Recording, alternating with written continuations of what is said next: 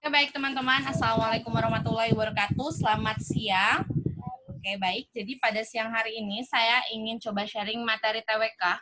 Materi TWK episode 13 yang merupakan materi TWK lanjutan yang sudah saya sharingkan sebelumnya dari episode 1 sampai 12 dari mulai kerajaan, penjajahan di Indonesia, lalu pemerintahan penjajahan Belanda, Jepang, hingga akhirnya Indonesia merdeka, lalu ada revolusi Indonesia dan sebagainya, sampai pada masa reformasi di periode pemerintahan B.J. Habibie. Oke teman-teman, baik sebelum kita memulai sharing pada hari ini, alangkah baiknya jika kita awali dengan doa ya. Berdoa menurut agama dan kepercayaan masing-masing. Berdoa dipersilakan.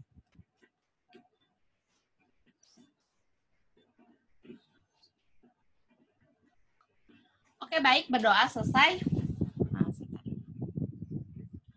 Langsung saja ya teman-teman. Jadi pada siang hari ini kita akan coba sharing materi TWK dari episode 13 yaitu mengenai masa reformasi pada periode pemerintahan B.J. Habibie. Sebelumnya di episode 12 itu kita sudah sudah sharing, sudah belajar bersama tentang masa Orde Baru, di mana Orde Baru itu dipimpin oleh Presiden Soeharto. Tetapi di episode 12 kemarin kita sudah sharing bersama, yaitu kenapa Bapak Soeharto itu bisa lengser setelah 32 tahun masa jabatannya sebagai presiden ya. Jadi kemarin itu ada beberapa penyebab ya, seperti ada krisis, terus ada tragedi Trisakti ya dan sebagainya. Hingga akhirnya pada tanggal 21 Mei ya, pada tanggal 21 Mei 1998, Bapak Soeharto lengser dari jabatannya, atau Bapak Soeharto menyatakan mengundurkan diri dari jabatannya. Nah, dengan lengsernya Bapak Soeharto sebagai Presiden Republik Indonesia, lalu masuklah kita pada masa reformasi yang dipimpin oleh Presiden B.J. Habibie, yang pada saat itu sebenarnya Bapak B.J. Habibie ini menjabat sebagai wakil presiden ya, wakil presidennya Bapak Soeharto. Nah, karena sudah tercatat teman-teman ya, kalau kita kaitkan dengan Undang-Undang 1945, jelas ya bahwa ada di pasal berapa teman-teman? Pasal 8 ya. Pasal 8 ayat 1 yang menyatakan apa? Jika presiden mangkat, maka digantikan oleh siapa? Digantikan oleh wapresnya atau wakil presiden ya. Yang ayat 2-nya berbunyi apa? Jika wapresnya mangkat, maka harus digantikan harus dilakukan atau dicari pengganti wapres atas usul presiden. Ya, paling lambat kalau tidak salah 60 hari harus ada wapres. Tetapi dalam pasal 8 ayat 3 dinyatakan bahwa jika presiden dan wapresnya mangkat, maka yang menjalankan pemerintahan sementara adalah siapa? Mendagri, Menteri Dalam Negeri, lalu ada Menlu, Menteri Luar Negeri, dan Menhan. Menhan itu siapa? Menteri Pertahanan secara bersama-sama. Dan harus segera dicari penggantinya ya dalam waktu paling lambat 30 hari. Ya, teman-teman. Jadi begitu ya. Di sini kita sudah kelihatan ya teman-teman di episode 13 ini. Jadi pasal 8 UUD 1945 ini sebenarnya sudah dilaksanakan gitu ya. Jadi ketika Bapak Presiden Soeharto lengser, maka wapresnya yaitu adalah B.J. Habibie diangkat menjadi menggantikan presiden ya. Jadi pada tanggal 21 Mei Presiden Soeharto lengser, langsung Bapak B.J. Habibie dilantik sebagai presiden. Kalau kita kaitkan dengan pasal undang-undang juga, Sebenarnya presiden itu kan harus menyatakan sumpahnya itu di hadapan sidang MPR. Tapi kalau misalnya MPR tidak dapat bersidang, maka presiden bersumpah di hadapan ketua MA ya teman-teman, dan ketua MPR. Nah, selaku seperti yang dilakukan oleh Bapak Presiden B.J. Habibie, karena pada saat itu lagi banyak yang demo ya. Demo di mana? Di kantor DPR di Senayan itu ya. Makanya Bapak Presiden Habibie ini tidak dilantik di sidang MPR. Makanya Bapak B.J. Habibie ini dilantiknya itu hanya di depan ketua MA dan MPR ya teman-teman. Langsung saja ya ke soal nomor 1. Berakhirnya masa Orde Baru ditandai dengan mundurnya Presiden Soeharto dalam masa jabatannya pada tanggal 21 Mei 1998.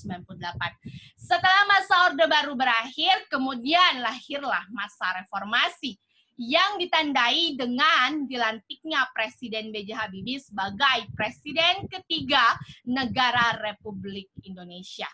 Pelantikan B.J. Habibie sebagai presiden dilaksanakan di hari yang sama, yaitu pada tanggal 21 Mei 1998. Setelah itu, keesokan harinya, Presiden B.J. Habibie telah membentuk suatu kabinet pada masa pemerintahannya. Kabinet yang dibentuk oleh Presiden B.J. Habibie tersebut bernama apa, teman-teman? Silakan dijawab dulu ya. Sudah mulai ada yang menjawab. Mantap. Ada yang jawaban lain kah? Oke, halo Kak Diki. Mantap. Sip. Benar ya teman-teman? Apakah benar? Coba kita lihat. Ya, betul ya. Jadi pada setelah Bapak Presiden Habibie ini diangkat sebagai presiden, lalu keesokan harinya, berarti kalau keesokan harinya tanggal berapa teman-teman? Kurang kelihatan ya, sebentar. Saya ganti dulu jadi warna biru ya. Tanggal 22 ya. 22 Mei 1998 ya. Bapak Presiden Habibie itu membentuk kabinet.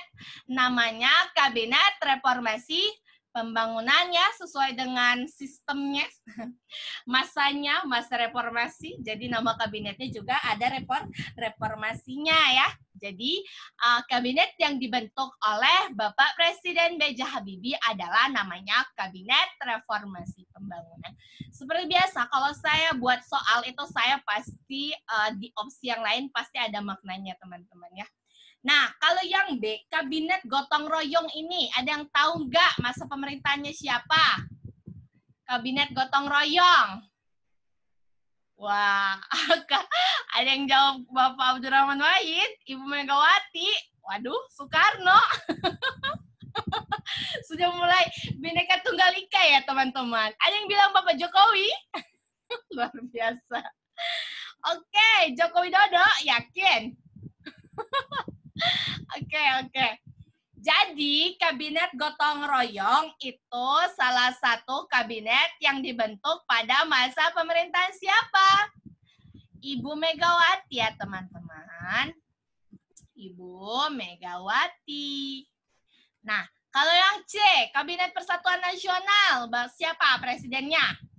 Wah, Kak Rocky, mantap. Kak Bapak Abdurrahman Wahid, ya betul. Ini pada masa Bapak Abdurrahman, itu kok salah nih. Ntar saya coret ya. Bapak Abdurrahman ya. Bapak Abdurrahman Wahid atau Bapak Gus Dur ya. Nah, kalau yang D, Kabinet Indonesia Bersatu.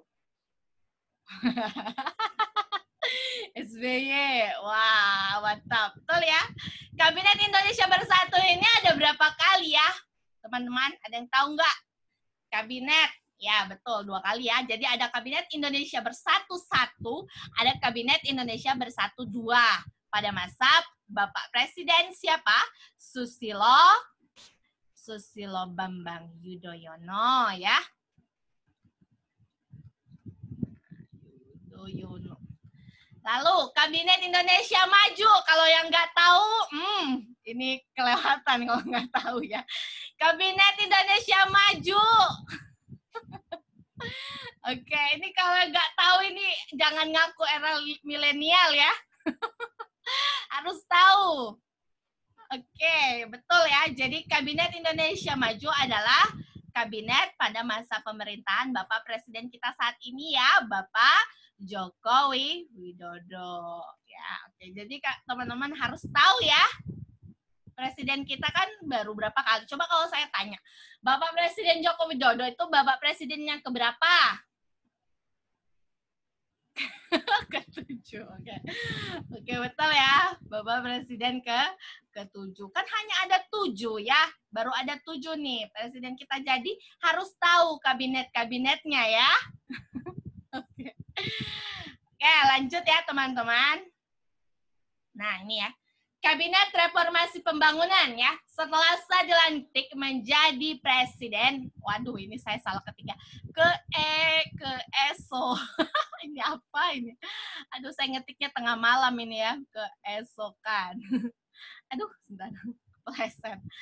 Keesokan harinya pada tanggal 22 Mei, Presiden B.J. Habibie membentuk kabinet yang diberi nama Kabinet Reformasi Pembangunan.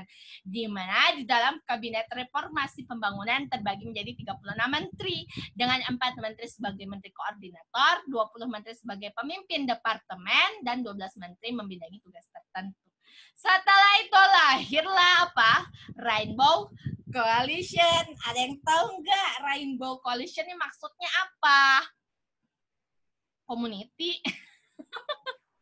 Ini pelangi, wah pelangi di matamu ya. Ada pelangi di matamu. Oke. Jadi sebenarnya Rainbow Coalition itu kayak semacam koalisi gue pelangi. Oke, jadi ini tuh kayak semacam di sini tuh jadi nggak hanya ada parpol aja, nggak hanya ya. Jadi yang dilibatkan dalam kabinet ini itu ada yang dari ABRI, ada dari Golkar ya, ada golongan intelektual orang pintar-pintar biasanya ya, ada LSM dan sebagainya. Nah ini ya, jadi namanya rainbow itu ya pelangi itu ya.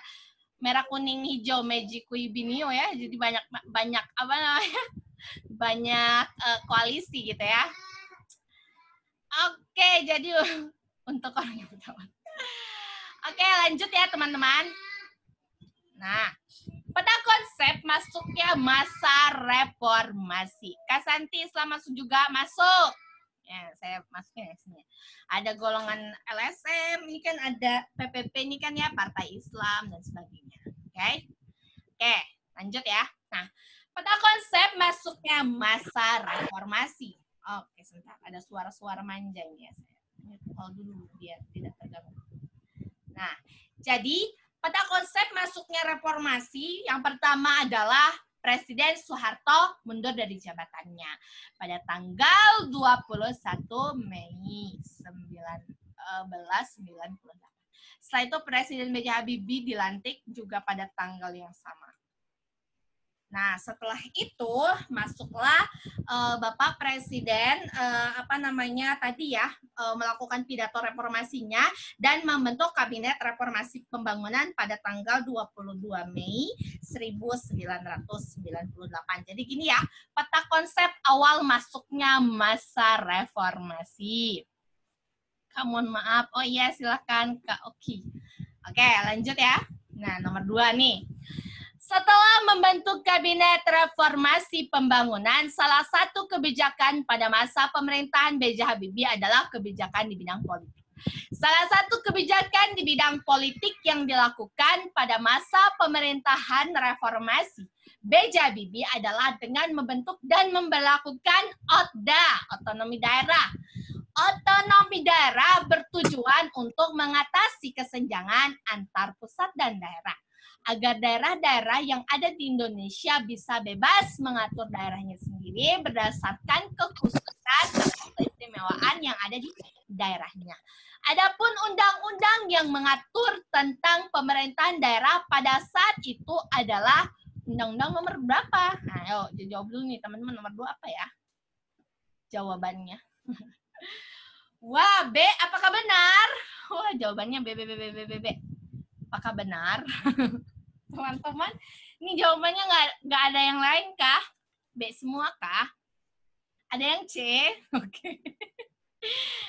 Oke, ada yang C, ada yang B. Luar biasa, sudah mulai Bhinneka Tunggal Ika. Tidak apa-apa ya. Oke. Jadi gini ya teman-teman, pada masa Presiden Soeharto, itu kan ada yang tahu nggak? Pada masa Presiden Soeharto itu kan kita terpusat di Jakarta ya. Iya kan, di Jakarta. Nah, maka dari itu pada saat itu, sebentar ya teman-teman.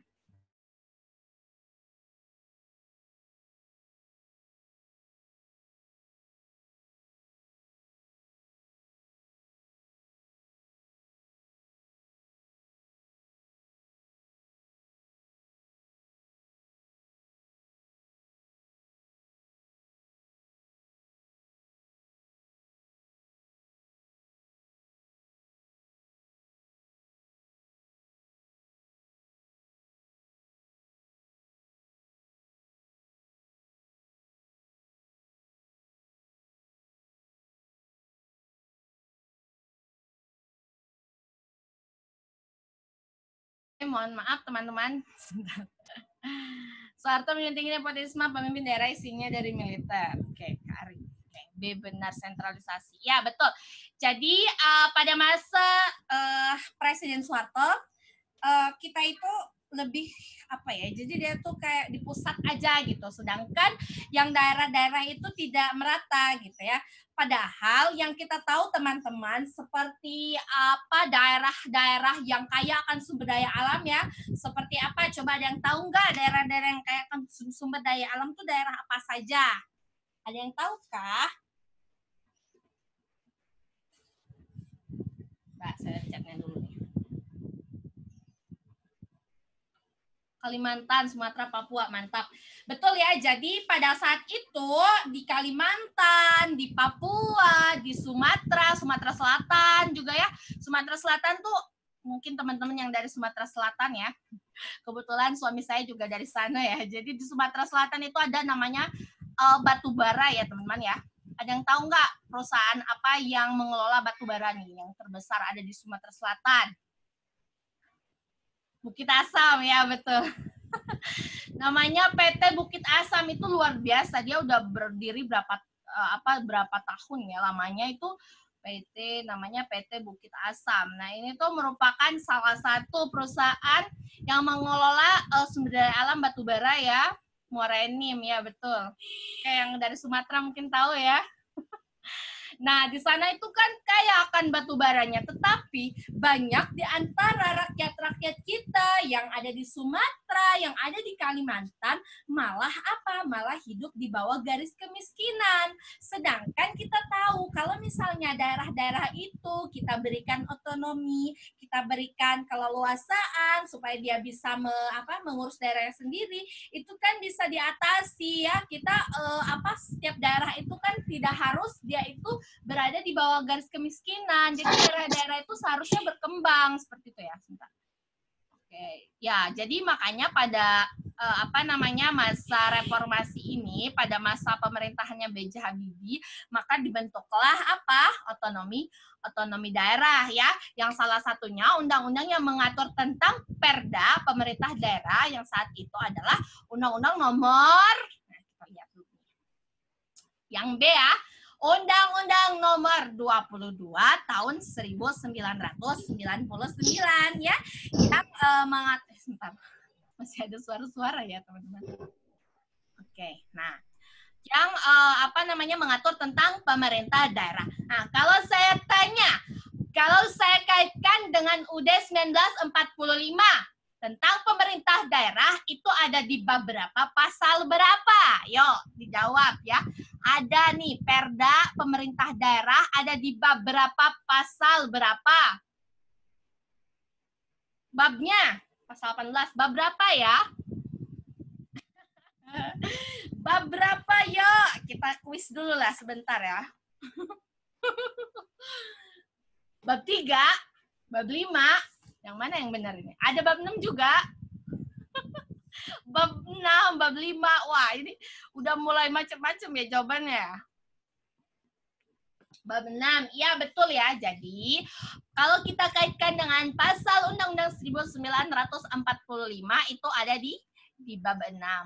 Ya, bab 6 tentang pemerintah daerah ada di pasal 18 ya, tentang Perda. Di situ ada tuh bicara tentang Perda. Kalau misalnya daerah-daerah yang ada di Indonesia itu terdiri dari kabupaten, ada provinsi ya, terus ada gubernur, ada wali kota, ada bupati ya. Terus apalagi? Ada bupati, ada wali kota, terus ada DPRD dan sebagainya. Pokoknya yang di pasal 18 ini bercerita tentang pemerintah daerah. Bab 5 Kementerian Negara, betul. Bab 5 Kementerian Negara di pasal 17 ya. Pasal 17 tentang Kementerian Negara ada di bab 5 bahwa menteri diangkat dan diberhentikan atau dilantik dan diberhentikan oleh presiden ya. Nah, coba seperti biasa ya, kalau saya buat pasal-pasal di opsi ini pasti ada artinya. Pasal 31 tahun 1999 ya, Undang-Undang Nomor 31 tahun 1999 ini undang-undang mengatur apa ya? Yang saya hidup komputer. Oke, sebentar saya lihat. Pendidikan. Tipikor. Sebentar, ini suaranya berisik sekali. Sebentar ya. Jadi Undang-Undang 31 tahun 1999 itu tentang pemberantasan. Ini sering keluar ya teman-teman ya. Sering keluar, makanya saya tulis. Pemberantasan tindak pidana korupsi ya, tentang tipikor. Benar tuh tadi teman-teman ada yang bilang tipikor ya. Pasal Undang-Undang Nomor 20 tahun 2001 itu tentang pemberantasan tindak pidana korupsi juga, tapi dari perubahan. Jadi dia itu perubahan dari Undang-Undang Nomor 31 ya tahun 1999 dirubah atau diperbarui mungkin ya menjadi pasal ini menjadi Undang-Undang Nomor 20 tahun 2001. Nah, kalau yang Undang-Undang Nomor 28 tahun 99 itu tentang apa? Penyelenggara negara, ini masih tentang korupsi ya. Penyelenggara negara yang bebas KKN ya. Bebas KKN. Pasal 31, 20, 28 terus ada lagi nih tentang korupsi satu lagi. Undang-Undang Nomor 30 tahun 2002. Nah, kalau 2002 kita ingat kalau 2002 itu tahunnya dibentuk apa? KPK ya atau Komisi Pemberantasan Korupsi. Nah, coba kalau saya tanya, KPK itu dibentuk pada masa pemerintahan siapa? Bu Mega, mantap. Betul ya, Bu Mega ya. Jadi Komisi Pemberantasan Korupsi dibentuk pada masa pemerintahan Presiden Ibu Megawati. Begitu ya, teman-teman. Nah, jadi benar, jawabannya Undang-Undang Nomor 22 tahun 1999. Undang-undang yang mengatur Perda saat itu adalah Undang-Undang 22 tahun 1999. Otonomi daerah adalah salah satu kebijakan yang dibentuk pada masa pemerintahan reformasi di era pemerintahan B.J. Habibie, di mana otonomi daerah bertujuan untuk mengatasi kesenjangan antar pusat dan daerah, sehingga terciptanya pemerataan. Otonomi daerah juga merupakan hak, wewenang, dan kewajiban daerah untuk mengatur serta mengurus rumah tangganya sendiri sesuai peraturan undang-undangan yang berlaku. Nah, setelah adanya OTDA ini, otonomi daerah itu bisa lebih berkembang. Oke. Wah, ada Hokage segala macam ini di chat ya. Nah, jadi peta konsepnya nih di sini ada peta konsep kebijakan di bidang politik pada masa reformasi pemerintahan B.J. Habibie. Yang pertama, ya, ini kan di bidang politik ya. Yang pertama ada pembentukan OTDA, otonomi daerah ya. Tadi di Undang-Undang Nomor 22 tahun 1999 itu tentang pemerintah daerah ya, tentang Perda, pemerintah daerah. Nah, setelah itu adanya kebebasan berpolitik. Maksudnya apa? Pada masa Orde Baru, kalau kita flashback ke materi saya di episode 12, itu saya bercerita bahwa masa Orde Baru yang hanya partai-partai itu kan dijadikan ada pusi partai ya. Maksudnya pusi partai itu kan apa teman-teman? Jadi si partai yang banyak itu dijadikan hanya jadi tiga partai ya. Kebebasan berpolitik ini maksudnya apa? Jadi pada saat masa Orde Baru itu partai yang hanya boleh ikut serta dalam pemilu itu hanya 3 ya. Nah, tetapi pada yang 3 itu apa? Ada PDI, ada PPP, sama Golkar ya. Nah, pada masa reformasi, Bapak Presiden B.J. Habibie membuat kebebasan berpolitik. Artinya ini boleh dilakukan adanya sistem multi partai. Sebenarnya pada saat itu ada 80 partai yang mencalonkan. Terus berkembang menjadi 141, mengkerucut lagi menjadi 95. Tetapi yang berhasil atau yang boleh ikut dalam pemilu itu hanya 48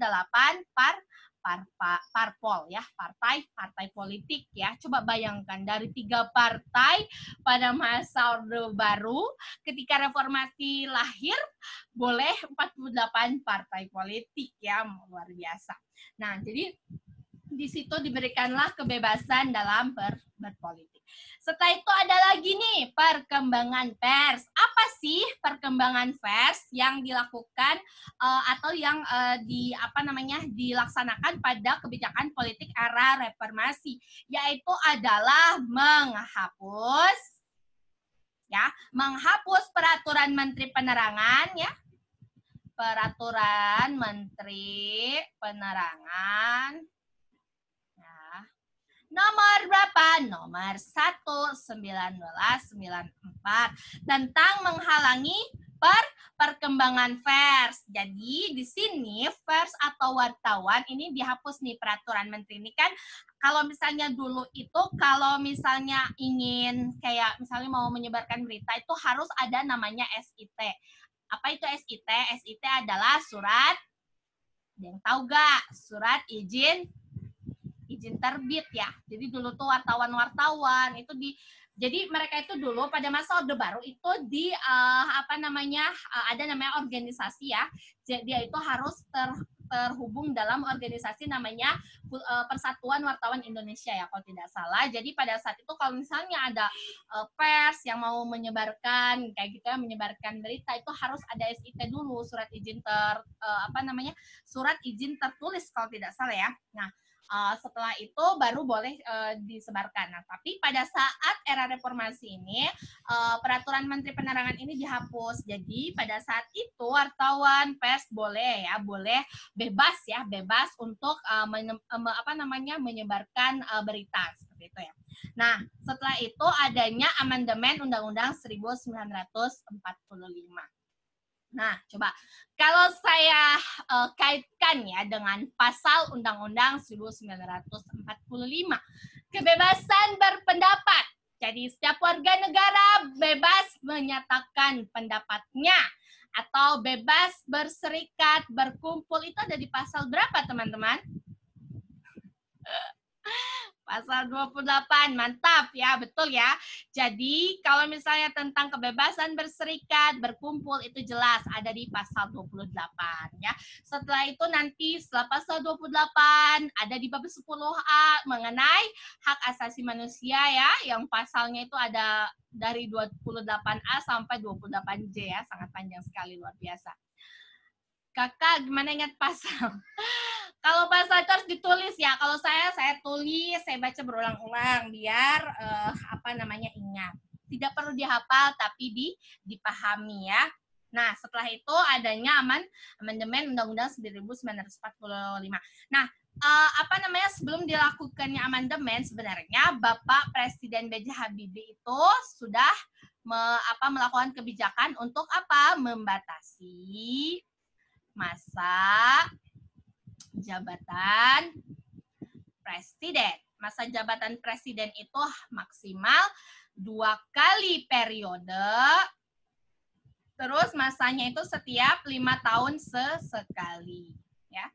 Ini jelas teman-teman kalau kita lihat amandemen undang-undang sekarang yang sudah diamandemen itu jelas ada di pasal 7 bab 3 tentang kekuasaan pemerintah negara. Di pasal 7 jelas disebutkan bahwa presiden memangku jabatan selama 5 tahun sekali dan maksimal 2 kali periode gitu ya. Oke, itu tentang kalau kita kaitkan dengan pasal undang-undang ya, karena memang segala sesuatu yang ada di negara kita ini memang selalu berkaitan dengan undang-undang dan Pancasila ya. Oke, lanjut. Nomor 3. Salah satu peristiwa besar pada masa reformasi di masa pemerintahan B.J. Habibie adalah lepasnya Timor Timur dari wilayah NKRI. Peristiwa ini terjadi ketika diadakan referendum pada tanggal 30 Agustus 1999. Hasil referendum yang diumumkan oleh PBB pada tanggal 4 September 1999 menyatakan bahwa 78,5% rakyat Timor Timur ingin memisahkan diri dari Indonesia. Adapun Timor Timur secara resmi keluar dari wilayah NKRI terjadi pada tanggal 19 Oktober 1999. Adapun tujuan dari referendum ini adalah apakah A. untuk memprakarsai amandemen, B. untuk melakukan kegiatan separatis, C. untuk memastikan keinginan Timor Timur memilih otonomi, D.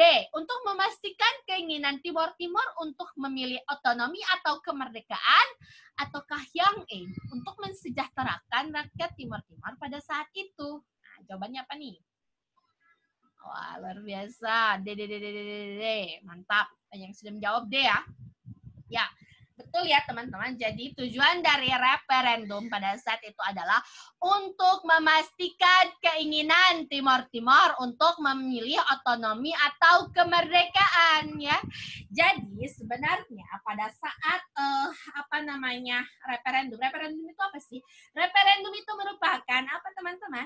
Proses pemungutan suara untuk mengambil keputusan politik yang mempengaruhi negara. Sebenarnya Timor Timur ini pada masa Orde Baru dia itu memang sudah ingin memisahkan diri ya dari NKRI, tetapi tidak dilaksanakan ya. Tapi pada saat era reformasi ini ternyata keinginan Timor Timur ingin memisahkan diri itu dilakukanlah referendum ya.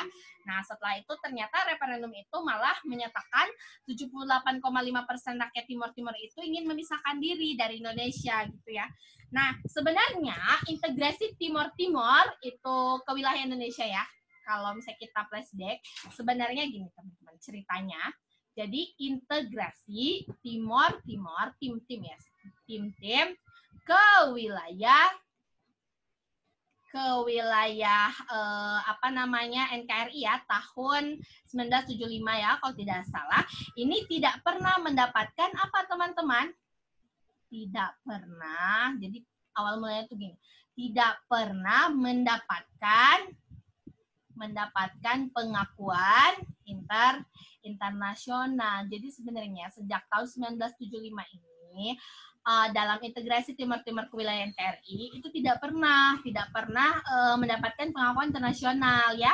Nah, setelah itu pada masa 1975 itu berarti kan Orde Baru ya, dilakukanlah ada namanya tripartit. Tripartit itu adalah keinginan Indonesia untuk menyelesaikan si Timor Timur ini, tetapi tidak disetujui dan Portugal itu maunya masa transisi itu hanya 5-10 tahun, sedangkan Indonesia itu maunya selama-lamanya gitu, nggak usah ada yang lain-lain lagi. Tetapi pada saat pada masa reformasi ini ternyata si Timor Timur ini ingin memisahkan diri lagi. Ya udah akhirnya dilakukan referendum. Referendum itu untuk memastikan si Timor Timur ini mau gabung sama NKRI atau mau memisahkan diri kayak gitu. Ternyata setelah dilakukan referendum ternyata terbukti bahwa si rakyat Timor Timur ini gak mau sama Indonesia lagi, dia mau memisahkan diri dari NKRI. Akhirnya ya udah si Timor Timur ini memilih untuk merdeka. Akhirnya ya udah lepaslah dari NKRI. Kalau kita ingat teman-teman di episode 11 kalau tidak salah, di episode berapa ya? 11 ya. Episode 11 itu tentang pembebasan Irian Barat, itu juga pernah ya dilakukan namanya papera ya, penentuan pendapat rakyat ya. Tapi pada saat Irian Barat itu kan nggak mau dibebasin ya sama Belanda kan awalnya sejak KMB tahun 19 sejak KMB tahun 19 berapa tahunnya saya jadi lupa ya. Pokoknya sejak KMB itu kan tidak 1949 ya. Tidak pernah dilepaskan oleh Belanda itu kan. Nah, setelah itu 11 tahun lamanya, terus setelah itu dilakukanlah perjanjian Trikora, setelah Trikora lalu diajukan lagi ke PBB oleh Bapak Soekarno hingga akhirnya pada saat yang berbahagia dilakukanlah perjanjian New York yang si Untea itu menyerahkan si Irian Barat kepada Indonesia, tapi syaratnya harus dilakukan papera.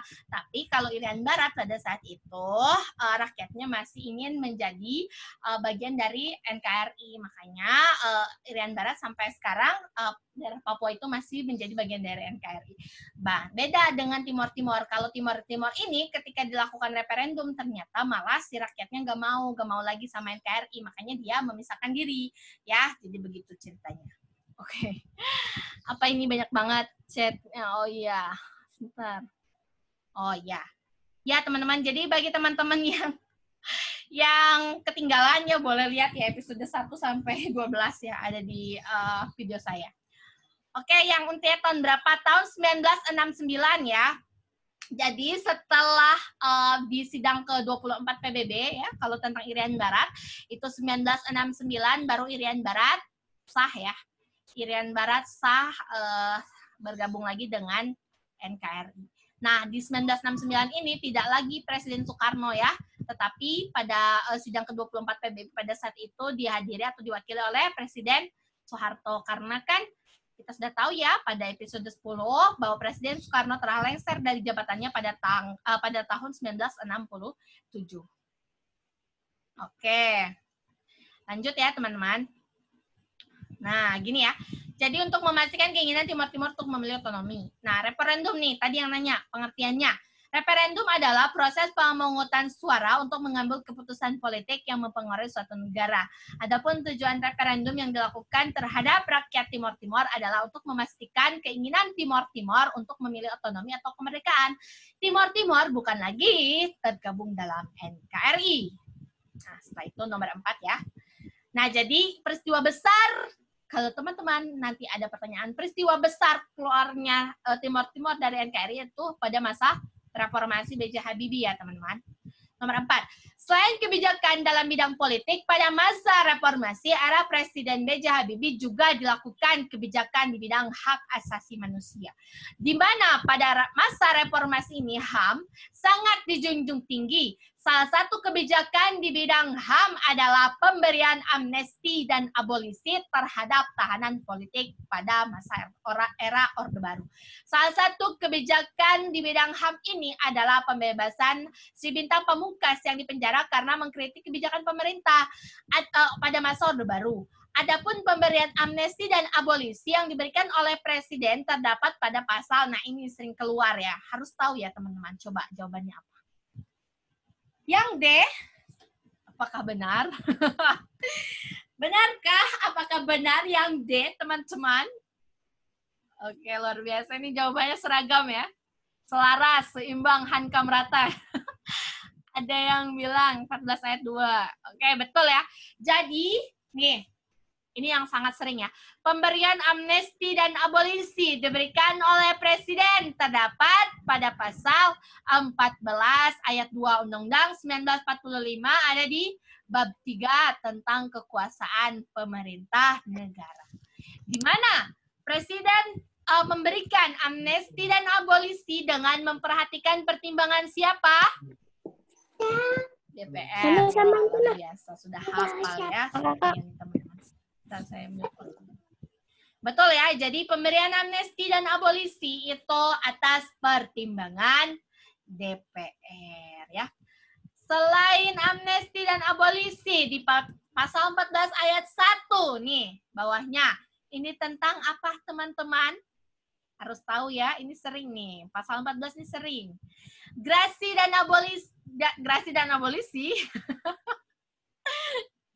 kepleset sepertinya. Tadi siapa tuh? Grasi dan rehabilitasi. Betul ya, grasi dan rehabilitasi. Ini harus pertimbangan siapa? Mahkamah Agung. Betul ya. Jadi kalau amnesti abolisi pertimbangan DPR, kalau grasi rehabilitasi itu pertimbangan Mahkamah Agung. Nih, pasal 10. Apa isinya? Ayo, kita kuis. Jadi kita materi sambil kuis biar ingat ya. Ya, betul. Jadi pasal 10 menyatakan bahwa presiden memegang kekuasaan tertinggi atas TNI, AD, Angkatan Darat, AL, Angkatan Laut, AU, Angkatan Udara. Pasal 13 ayat 1, Presiden mengangkat duta dan konsul. Coba saya lihat dulu chatnya nih, udah rame nih. Apa ya, pasal 13? Ya, duta dan konsul benar. Pasal 12 menyatakan bahwa Presiden menyatakan tanda bahaya. Ya. Presiden menyatakan tanda bahaya. Nah, pasal 10 ya, pasal 10 Presiden memegang kekuasaan atas TNI, AD, AL, dan AU. Ini adalah merupakan pasal yang tidak pernah diamandemen. Begitupun pasal 12 ini juga tidak pernah diamandemen. Jadi pasal-pasal yang tidak pernah diamandemen itu ada 5 ya teman-teman. Yang pertama pasal 4 bab 3 tentang presidensial atau Indonesia dipimpin oleh presiden. Setelah itu pasal 10 tadi memegang kekuasaan tertinggi TNI, AL, AU. Lalu pasal 12 presiden menyatakan tanda bahaya. Ada pasal 29 tentang agama, pasal 35 tentang bendera ya. Jadi itu ada 5 pasal yang tidak pernah diamandemen. Ya, betul. 4, 10, 11 enggak ya? Ke IYR. Hanya 5. 4, 10, 12, 29, dan 35. Oke. Lanjut ya. Nih. Amnesti dan abolisi diberikan oleh Presiden atas pertimbangan DPR. Sedangkan grasi dan rehabilitasi diberikan ya ini. Kok diberikan? Diberikan oleh Presiden atas pertimbangan MA. Oke, atas pertimbangan MA dan terdapat dalam pasal 14 ayat 1. Nih, pengertian-pengertian ya. Grasi, grasi, rehabilitasi, amnesti, dan abolisi. Nih, kalau grasi itu apa? Pengampunan berupa perubahan dan sebagainya. Teman-teman bisa lihat ya, pengertian-pengertian dari grab itu grasi, rehabilitasi, amnesti, dan abolisi. Oke, pasti teman-teman udah luar kepala nih, saya yakin ya mengenai ini. Oke, lanjut ya. Nah, pada konsep kebijakan di bidang HAM pada masa reformasi atau pada masa Presiden B.J. Habibie. Yang pertama ada tadi pemberian amnesti dan abolisi. Setelah itu ada nih KTP keturunan Tionghoa. Coba ada yang tahu nggak pada masa Orde Baru KTP keturunan Tionghoa itu ada yang berbeda nggak dengan KTP rakyat biasa? Ada yang tahu nggak? KTP pada masa Orde Baru, KTP keturunan Tionghoa ini apa bedanya dengan KTP rakyat Indonesia? Ada tandanya, ya betul. Jadi pada masa Orde Baru, KTP warga keturunan Tionghoa itu ada tanda khususnya. Nah, pada masa era reformasi ini, tanda khusus pada KTP tersebut dihilangkan, ya. Tanda khusus dihilangkan. Setelah itu menghilangkan diskriminasi, ya, diskriminasi terhadap apa? Terhadap ras, etnik, agama, nggak ada lagi diskriminasi, nggak ada lagi membeda-bedakan, semua sama ya. Terus, nah di sini adalah cikal bakal lahirnya UUD tentang HAM. Jadi nanti ada ya di amandemen keempat kalau tidak salah itu ada undang-undang tentang hak asasi manusia. Kalau saya kaitkan dengan pasal undang-undang tadi ya. Undang-undang mengenai HAM ada di bab 10A. Ini semua tentang HAM. Ada 28A ya, setiap orang berhak untuk hidup dan mempertahankan hidupnya. 28B itu setiap orang berhak untuk menikah ya, memperoleh keturunan, terus berhak untuk berkembang.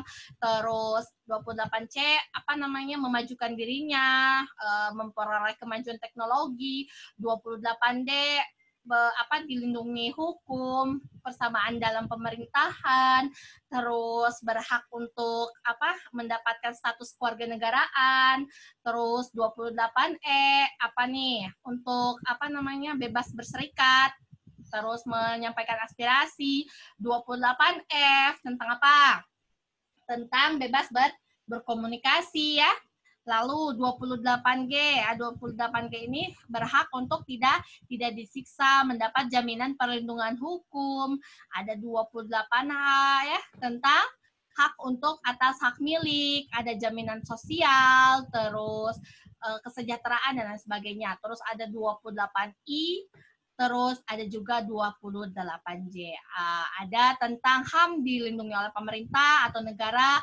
Terus 28J itu kita harus taat terhadap hukum dan harus menghormati HAM orang lain. Pokoknya tentang HAM itu ada jelas di bab 10A sampai di pasal 28A sampai 28J. Oke, lanjut ya teman-teman. Nah, peta konsep kebijakan di bidang ekonomi pada masa era reformasi. Kalau tadi sebelumnya kita sudah bahas tentang kebijakan di bidang politik, kebijakan di bidang HAM, lalu yang ketiga adalah kebijakan di bidang ekonomi. Nah, salah satunya adalah mengatasi krisis moneter. Seperti yang kita tahu, salah satu yang menyebabkan Orde Baru itu lengser atau runtuh itu adalah apa? Krisis moneter ya. Pada saat itu bayangkan $1 $1 Amerika ya, 1 USD itu mencapai 16.000, bayangkan. Tahun 1998 16.000. Sekarang aja 2021 sekitaran 14.000 sampai 15.000 ya. Nah, pada saat itu 16.000, bisa dibayangkan ya, kita pada saat itu benar-benar krisis. Nah, tetapi pada masa era reformasi ini ternyata berhasil menurunkan krisis ini. Jadi 1 USD itu nilainya sampai dia itu turun hingga mencapai kalau tidak salah 6.700 ya. 6.700 rupiah per 1 US dollar Amerika. Nah, setelah itu apalagi? Menurunkan laju inflasi. Jadi pada saat itu kan ada terjadi inflasi, tetapi diturunkan pada masa reformasi ini berhasil. Terus ada lagi distribusi kebutuhan pokok ya, mulai kembali berjalan dengan baik. Yang tadinya mahal ya, terus langka ya. Coba bisa teman-teman tuh yang lahir tahun 90-an mungkin orang tuanya tahu ya. Pada masa 98 itu terjadi krisis ya. Harga menjulang tinggi, kebutuhan pokok mulai langka ya.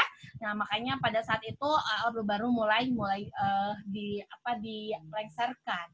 Nah, jadi pada saat reformasi distribusi kebutuhan pokok sudah mulai baik. Nah, setelah itu ada lagi pembentukan kelautan dan perikanan. Maksudnya itu adalah kebijakan di bidang ekonomi itu harus memajukan sektor kelautan dan perikanan. Karena apa? Negara Indonesia ini kan negara apa ya?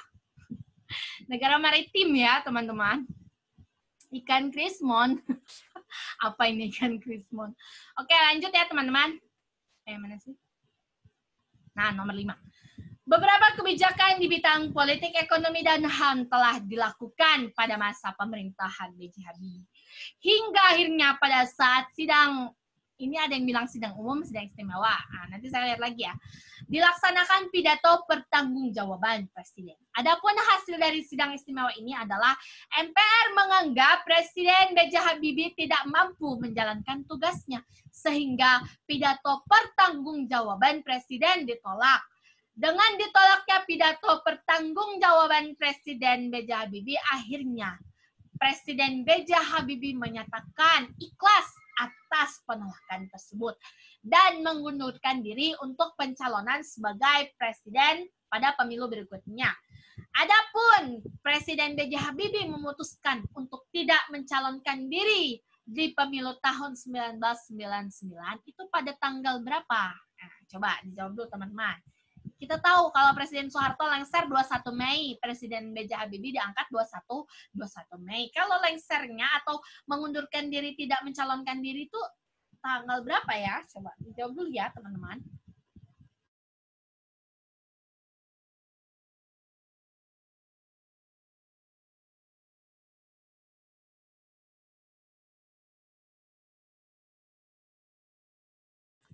Gak hafal tanggalnya. Tapi cek aja selain 2004, kemudian cari bulan paling banyak, kemudian lagi. Luar biasa nih. Ini ada tips ya dari Kak Gyoti, luar biasa. Wah, ada yang A, ada yang C. Oke. Sidangnya C, Kak Santeka. Sidang umum. 1, outnya tanggal 22. Oke. Oke. Kita langsung lihat ya. Lihat pembahasannya. Tara!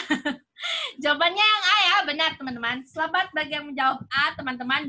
Benar. Jadi, Presiden B.J. Habibie memutuskan untuk tidak mencalonkan diri dari pemilu tahun 1999 pada tanggal 20 Oktober 1999. Nih, tanggal 1 Oktober 1999 itu adalah tanggal apa? Pelantikan. Ayo, MPR ya. MPR, DPR. Ada yang tahu nggak ketua MPR pada saat itu yang terpilih siapa? Dari PAN kalau tidak salah ya. Oke, Amin Rais, betul. Jadi ketua MPR pada saat itu adalah Bapak Amin Rais. Ya. Jadi setelah dilantik ketua MPR, terus setelah itu diadakan sidang pertanggungjawaban presiden. Nah, pada saat Bapak Presiden B.J. Habibie mengumumkan atau mengumandangkan ya pidato pertanggungjawaban pada tanggal 20 Oktober 1999 dini hari. Nih kalau tidak salah nih hari Rabu ya, kalau tidak salah dini hari itu kalau tidak salah jam 00.35 ya. Coba nanti dilihat lagi. 00.35 dini hari Rabu tanggal 20 Oktober 1999 ketua MPR menyampaikan hasil votingnya. Hasil votingnya adalah menyatakan bahwa MPR menolak apa? Menolak pidato pertanggungjawaban presiden. Sebenarnya titik beratnya itu ada di masalah Timor ya teman-teman ya. Oke, sampai hari. Oke, aku nonton 5 kali tetap lupa. Kemarin kalau tidak salah ada ya pas 17 Agustus ya filmnya Bapak Habibie dan Ainun. Oke, luar biasa.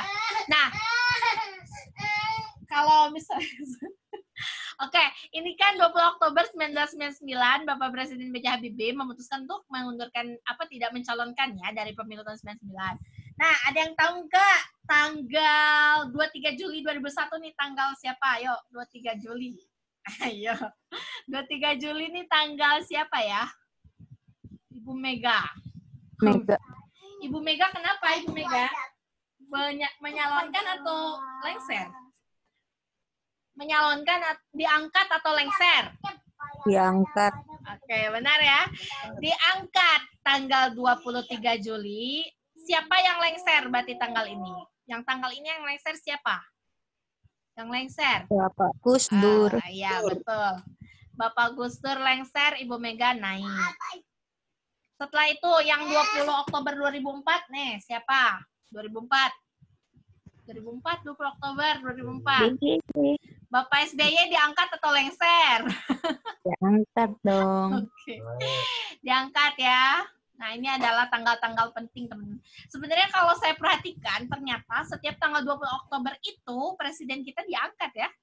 Coba ada yang tahu nggak? Kalau kita udah tahu tanggal 20 Oktober ini diangkat setiap presiden setelah Bapak SBY, berarti Bapak Jokowi diangkat pada periode pertama 20 Oktober tahun berapa, teman-teman?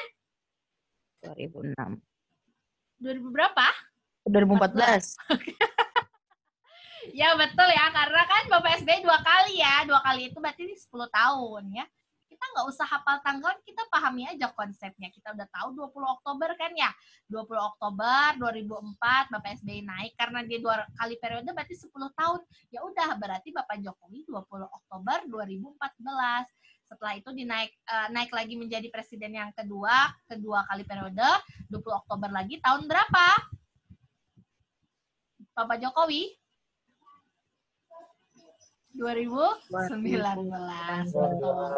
Berarti nanti kita ada pelantikan lagi presiden nanti tahun 2024 ya, teman-teman. 5 tahun lagi.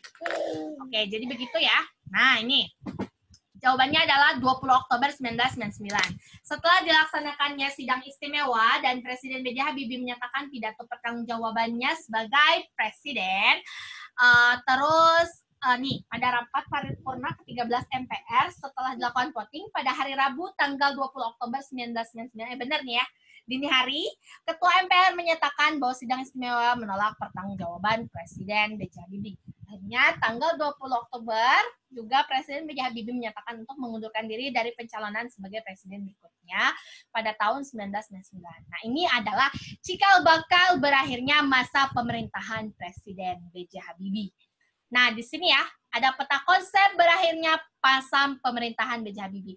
Jadi, diawali dengan sidang istimewa, lalu ada pidato pertanggungjawaban, tapi ditolak pidatonya, akhirnya B.J. Habibie mengundurkan diri. Nah, setelah itu B.J. Habibie mengundurkan diri, lalu dilakukannya rapat paripurna untuk pemilihan presiden. Begitu ya.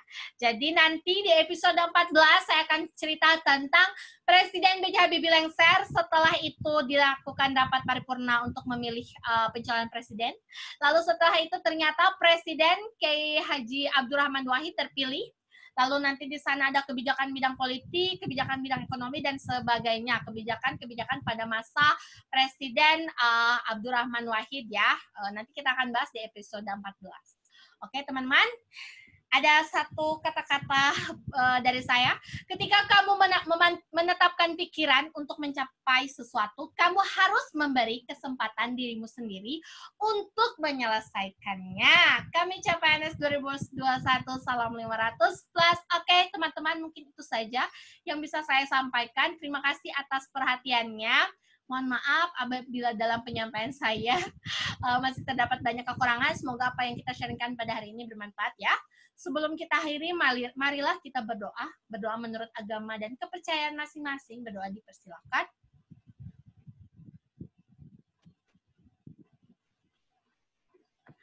Berdoa selesai. Baik, teman-teman. Terima kasih atas perhatiannya. Saya Santi Rusmayani mohon izin pamit. Selamat sore, selamat beraktivitas kembali. Wassalamualaikum warahmatullahi wabarakatuh.